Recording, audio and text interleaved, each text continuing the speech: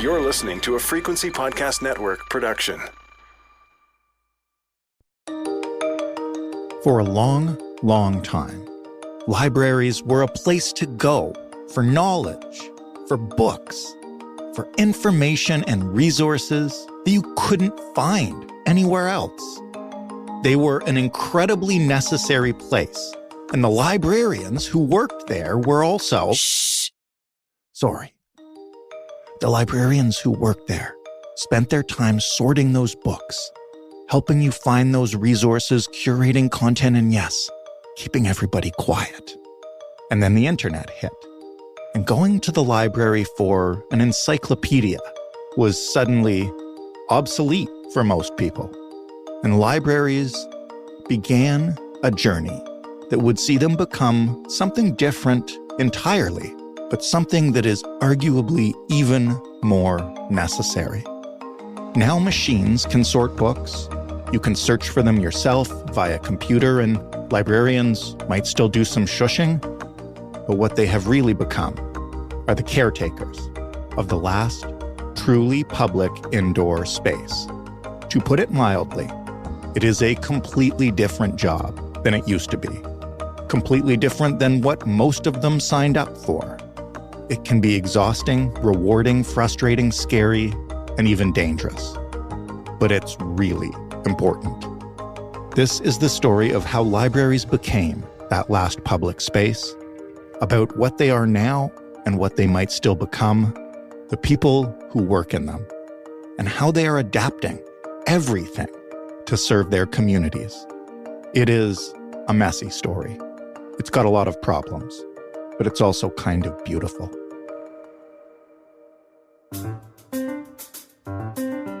I'm Jordan Heath Rawlings. This is The Big Story. Nicholas Huhn-Brown is an award-winning magazine writer. He's the senior editor at The Local, and he wrote about libraries for The Walrus. Hi, Nick. Hi, Jordan. This is a fascinating story, and I think the changing nature of libraries is something most people have experienced, but maybe not really thought about in the big picture. And I want to start where most of us probably start with libraries, with our memories of being a kid and walking into a library. Tell me about your earliest memories. What did you like about libraries? How did you fall in love with them? Yeah, so I'm a writer now, so unsurprisingly, I was in the library a bunch when I was a kid. And I figured. What I especially remember is librarians as this kind of fount of knowledge, right? I'd say, I liked this book. What else might I like? And she'd say, oh, why don't you read these Helen Cresswell books? Or, right. Maybe you'll really like this. This is a little bit more advanced, but maybe you could go in this direction. So that's my memory of going in, week after week and having someone provide me with this like knowledge and wisdom and share these books with me. One of the things that I learned from your piece is how so many of Canada's libraries came to be, and so many libraries in the world, I guess. Can you tell us about Andrew Carnegie? Who was he? What role did he play in this? Libraries in some form have been around forever, right? Like collections of books, but the public library isn't that old an invention. The way it really got started in Canada, there were a few kind of union-led libraries and community places, but mostly it was through Andrew Carnegie, who's the steel industrialist, the philanthropist, and he gave away a huge chunk of his money, I think $55 million US at the time, which is an insane amount of money.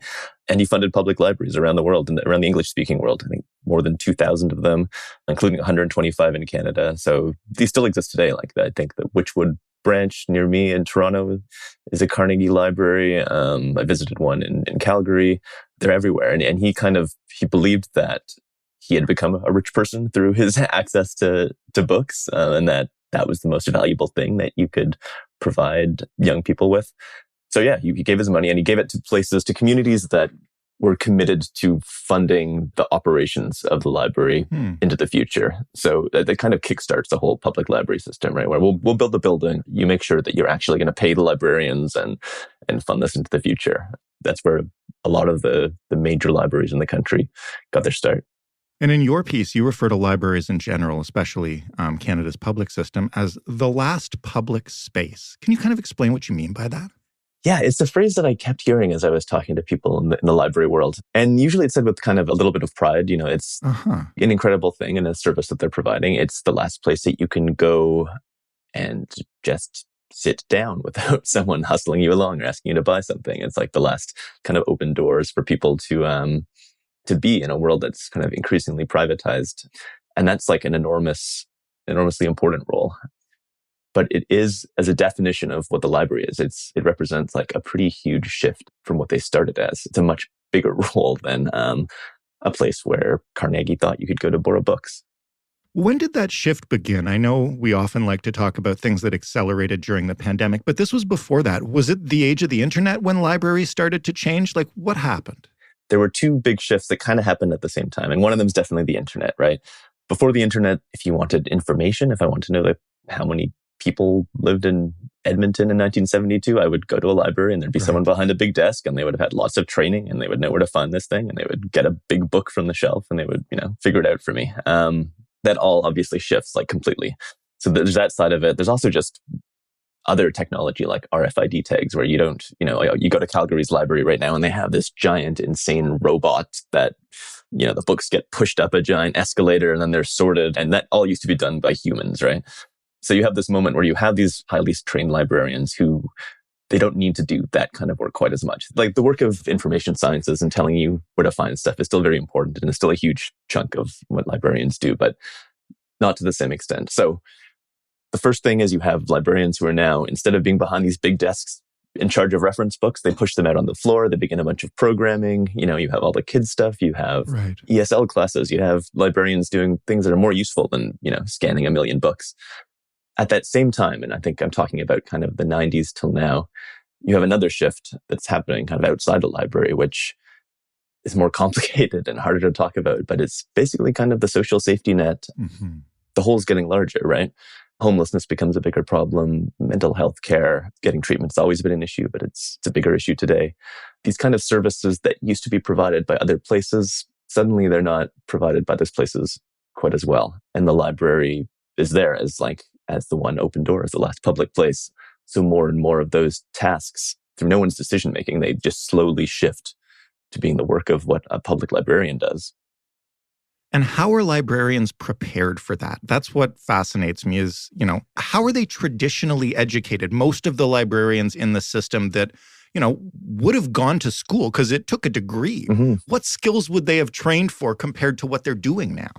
I think what librarians are learning in library school has shifted a little bit to be more focused on this kind of community-based stuff that they're dealing with. But still, traditionally, the stuff they learn is about information, about how to sort it. So I think speaking to a number of library workers, and those include librarians who have like the master's degree and also a whole bunch of people who work in libraries who don't have that degree, but who are doing the same kind of community work, who are on the front lines there. Yeah, a lot of them say that they are not prepared for the kind of work they're being asked to do. They're doing things that are pretty far outside maybe what they envisioned when they decided to do a degree in library science because they like books and they enjoy literature. Well, you visited a huge library conference and listened to some of the discussions there. Can you tell me about them and what are they focused on now in terms of providing the services that come with being the last public space? Yeah, I went to the Super Conference in Ontario, which is the biggest conference of library workers in the country. And it brings people from everywhere and they, chat and catch up. And then within these seminars, there are people getting into the biggest issues. And the one that I attended, it was really about kind of the role of social workers in the library. Over the last few years, more and more libraries in North America have hired social workers to deal with what you're seeing, which is a lot of the homeless population spend time in libraries. A lot of the work that you might have seen done by other social service agencies are being done in libraries. Mm-hmm. So the discussion there was about how do we do that? How do we meet the needs of that clientele without having the kind of necessary funding or even skills sometimes? What the best way to do that is? What are the limits of what we can do? I think that's very much a live question right now. And that's kind of what was the focus of the article is at this moment. I think people across libraries in Canada are asking what should we be doing? What should our role be? Because libraries are open to everyone. That's the beautiful thing about them. And they've been very good at adapting to fit the needs of their communities. But at this point, you're hearing some desperation from workers saying that we actually can't adapt to fill these needs. This is a bit too much for us. How much of this, and I want to ask this sensitively because the space, I think everyone agrees, should stay public. It's a public resource. How much of this is about librarians and people who work in libraries feeling unsafe or ill-equipped to deal with the level of crisis they're seeing? I mean, that's something I've definitely heard over and over again. And I think it's something that even the library workers themselves have a hard time even squaring in their mind. They go into those services because they genuinely want to provide these services and to work with these communities. So some of them told me that, they don't want to be the one that says, I actually feel a little uncomfortable providing naloxone as part of my job. That is something that they're trained in, and because there are more opioid poisonings in a lot of public places, including libraries, that's something that library workers do. They don't want to be dealing with someone who's in intense mental distress, or they don't feel equipped, or they don't feel like they have the skills to do that. So that's something that comes up a lot, and I think it's something that a lot of people are struggling with who work in these places. What about for the library patrons themselves who, might be having the same experience with their kids as, we might have with our parents? How do libraries deal with the push and pull here in terms of being a space that is open to everyone, but also like a safe space to bring your kids for story time on Saturday morning? I heard less about that. And I think just speaking from my own experience in libraries, I mean, there are moments when, you're dealing with people in distress in a lot of public places, and maybe you're less comfortable with that. Maybe there's someone noisy next to you and you don't want to work there, or you don't want to sit there reading with your kids. But I think overall, libraries actually do an incredible job of kind of holding this whole messy mixture of people in the city within their walls and making everyone feel pretty comfortable. I think it's more the library workers that I've heard who, because that is their job and they're the focus of it, experience that as a daily thing. I don't think that there is a huge contingent of people who refuse to bring their kids to the library because they don't feel safe. I think libraries are still very well used. But of course, you can see a danger down the road, and if libraries shift what they're doing completely. How have libraries begun to shift? You mentioned some of them employ social workers. What else are they doing to be more prepared to meet the current needs of the community? Well, as I said, they're being trained in how to deal with these different kind of clientele, and there's constant trainings on how to de-escalate.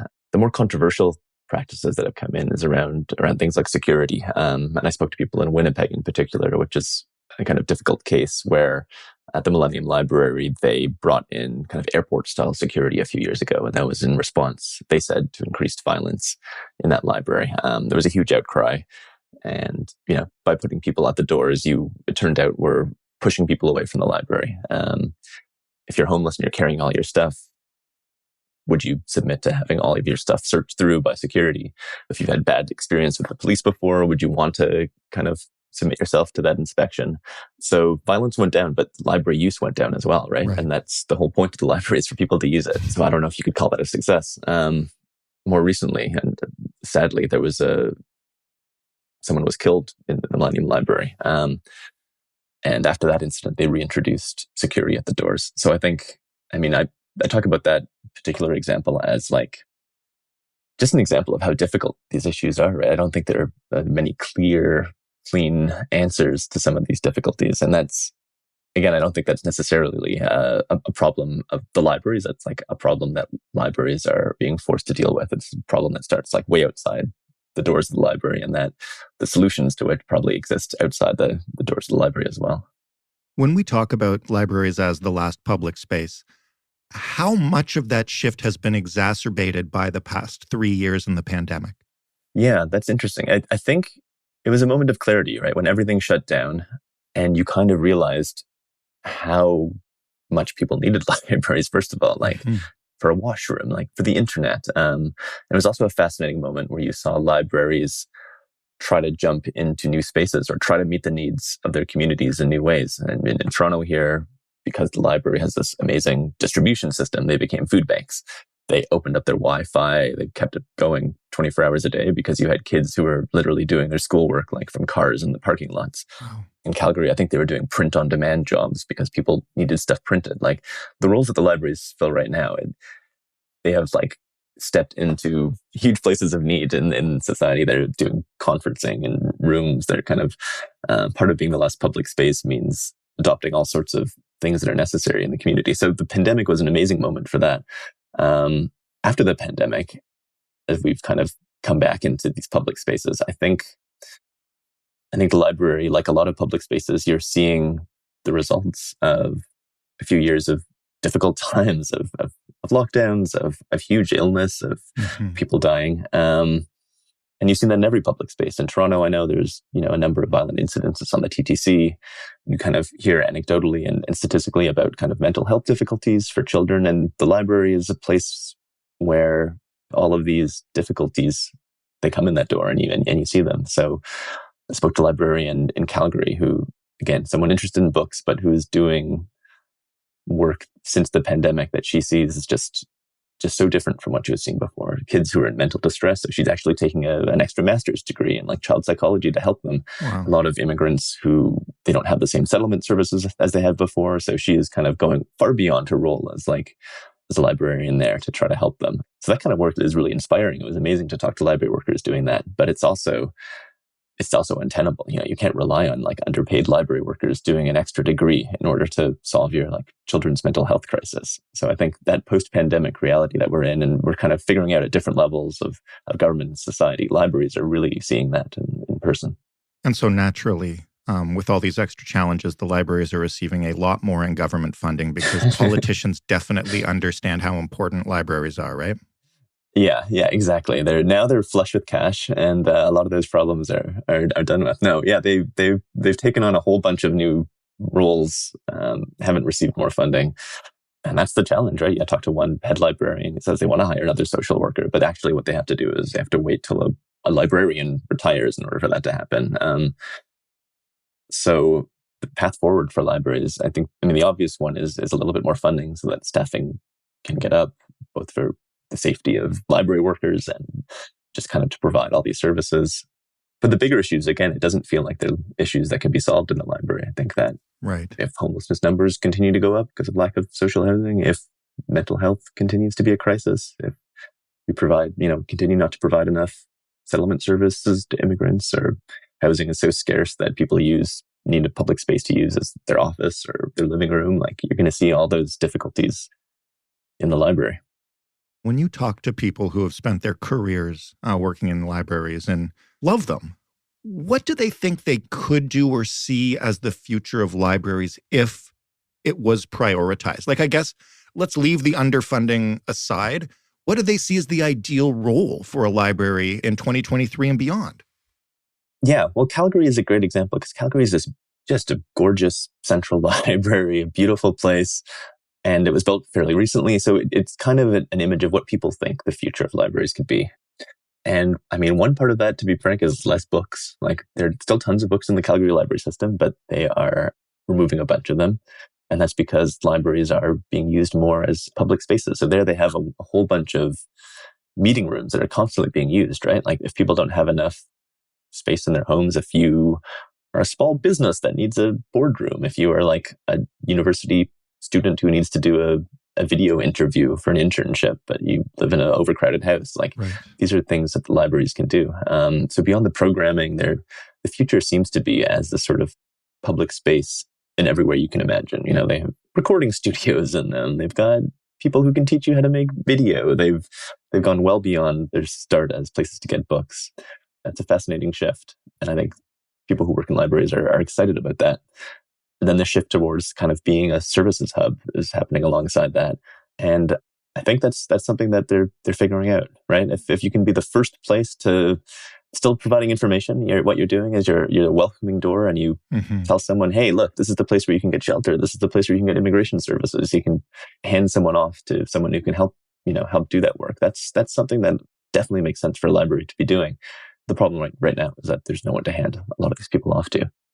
Nick, thank you so much for this. Thank you for the piece. It's really fascinating. And here's to libraries getting some money and resources. They're great places. I'm going to go with my kid later on, get some books about cheetahs. Oh, my kid loves cheetahs too. Did you know that cheetah is the fastest? Yeah. Thank you again for this. Thanks very much. Nicholas Hune-Brown, writing in The Walrus. That was the big story. For more from us, As always, check us out at thebigstorypodcast.ca or, of course, every single place you get podcasts. You can always write to us with an episode suggestion or some feedback at hello@thebigstorypodcast.ca. Find us on Twitter at thebigstoryfpn or call us. Leave us a voicemail, 416-935-5935. Thanks for listening. I'm Jordan Heath Rawlings. We'll talk tomorrow.